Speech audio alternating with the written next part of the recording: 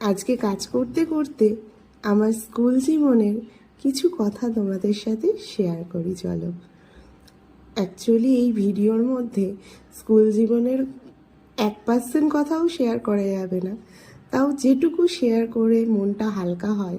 তোমাদের সাথে আমার কষ্টগুলো শেয়ার করলে জানো তো মনটা অনেকটা হালকা হয়, ভাল লাগে, সেই জন্যই বলি। তো শোনো, আমি 8 বছর হসপিটালেই ছিলাম, সেই জন্য আমি ক্লাস 1-এ পড়তে পারিনি। একদম হসপিটাল থেকে ছুটি হওয়ার পর আমি ডাইরেক্ট ক্লাস 2-এ ভর্তি হয়ে যাই। তখন আমার আর্টিফিশিয়াল পা ছিল না, বাবা মা কোলে করেই স্কুলে দিয়ে আসতো, আবার কোলে করেই স্কুল থেকে নিয়ে আসতো।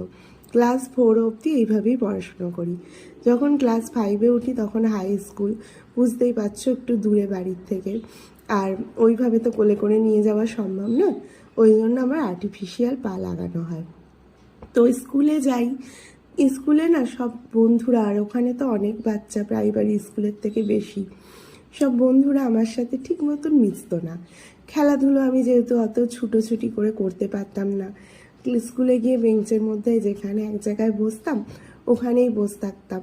তো ভীষণ কষ্ট হতো জানো তো, কেউ আমার সাথে ঠিক মতন মিশতো না। বাড়ি এসে প্রথম প্রথম খুব কান্না করতাম, মাকে বলতাম কেন গো আমার সাথে কেউ খেলে না। আর আমি তখন ছোটও ছিলাম, অতটা বুঝতামও না। স্কুলে টিফিন টাইমে সবাই ক্লাস থেকে বেরিয়ে আমাদের একটা স্কুলের মাঠ ছিল, সেখানে খেলাধুলো করতো, ব্যাডমিন্টন খেলতো, সেসবগুলো আমি কিছুই পারতাম না। আমি বেঞ্চে বসে বসে মা টিফিনও দিত, সেটাও খেতাম না, বাড়ি নিয়ে চলে আসতাম।